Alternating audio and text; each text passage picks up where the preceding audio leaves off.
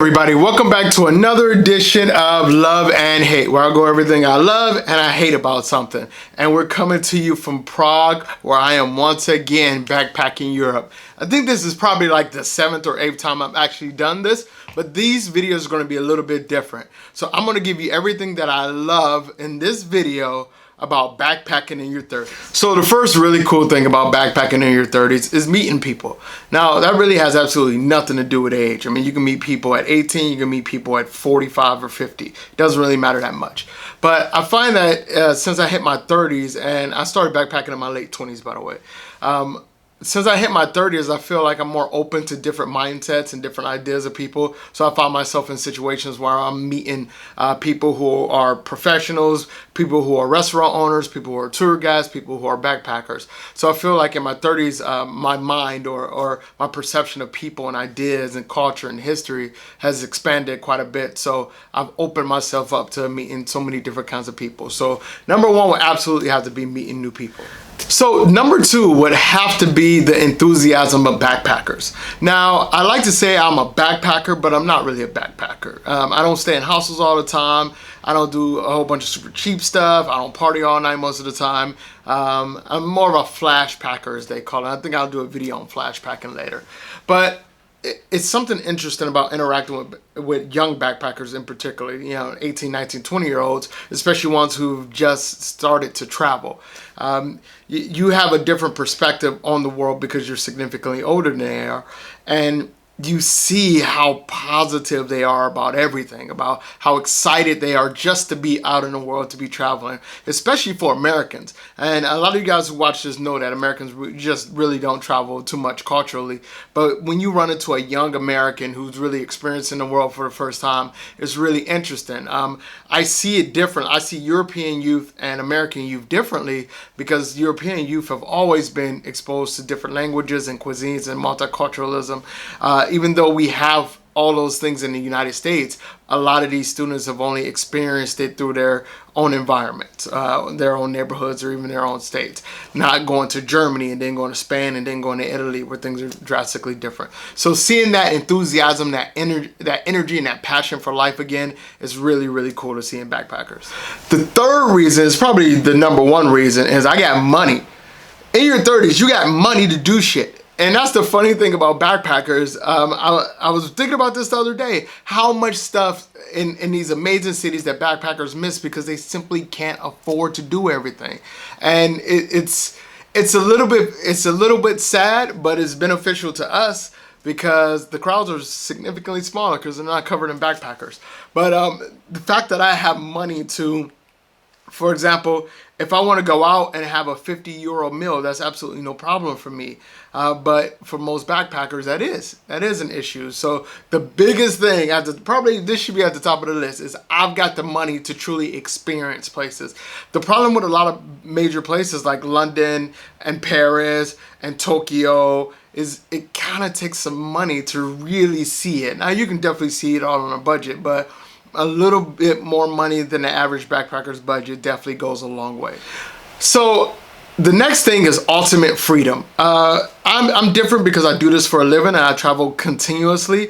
But for most 30-year-olds, late 20s, early 30s, most people are set in their careers. They're into that 9 to 5, living for happy hour kind of lifestyle. So it's definitely a breakaway from that box. Now, I'm not saying that that's not for everybody, but what I'm saying is there are a lot of people in their 30s who feel trapped and closed in by that kind of environment. What backpacking does is it gives you this ultimate freedom to do the things that you always wanted to do. For example, I know I'm going to leave Prague tomorrow, but I can go to Vienna, I can go to Budapest, I can go to Krakow, and I literally have not even made that decision yet. But to have that freedom, to have the next 2 months to travel around Europe doing whatever I want, it's just an amazing, amazing feeling that more people in their 30s really should experience. This next one is something I think that a lot of older backpackers fail to even realize that they're doing. But you have an opportunity to really impact and help people. Not only locals, but backpackers as well. I cannot tell you how many conversations I've had with young backpackers, and I just sat there thinking to myself, you're so damn stupid so stupid. But I don't say that most of the time. But you run into a lot of kids, a lot of people in general, even older travelers, who have very skewed, very bigoted, sexist, elitist, xenophobic views of the world. And given that you've experienced life significantly more than an 18-year-old, you have an opportunity to educate. And everybody calls them teachable moments. You're going to run, if you're traveling solo as a 30-something, you're going to run into a lot of teachable moments with people. Especially if you're a person of color like myself, or if you're a female. I can't tell you how many times when I was traveling with female friends of mine where young women would fall in love after meeting a guy for a week. And they gotta be set straight. Now, I'm not saying that all women, female backpackers do that, but it's quite common. Anybody who's backpacked knows it's quite common.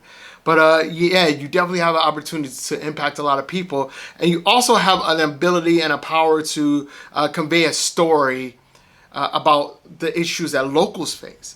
The information coming from you as an older person, and this is ageism, absolutely 100% ageism, but it comes from a more more authority. There's a little, I don't know what word I'm looking for. You guys help me in the comment section.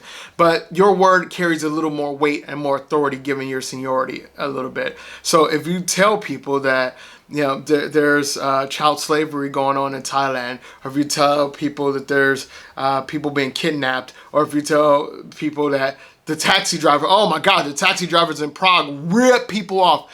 By the way, do not take taxis in Prague. That's my travel tip of the day. Don't take taxis. If you say these things, they carry a little more authority when you're backpacking in your 30s. And this next tip, and since I already brought up with the damn taxi drivers, is people can't hustle you as easily as they could.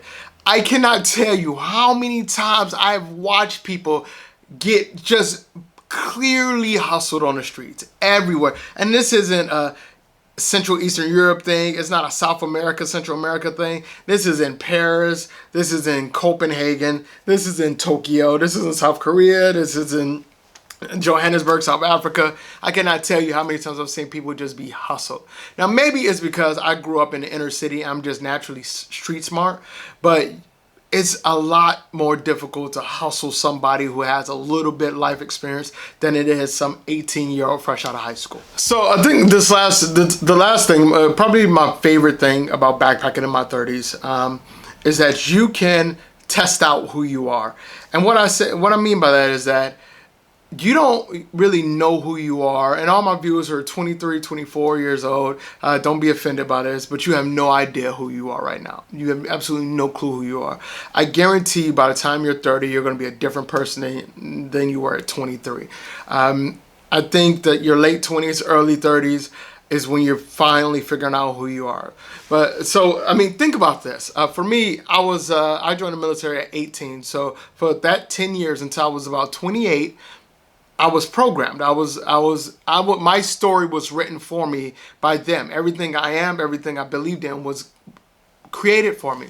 Your parents, up until you're 18, your parents create who you are, what you think, how you feel, what your religion is, what your beliefs are. It's not until you actually live life and experience it a little bit in your 20s that you begin to develop your idea, your views, your identity. And I think that once you have that and then you start traveling the world and backpacking, you can actually test out like, okay, this is what I believe in and here's why.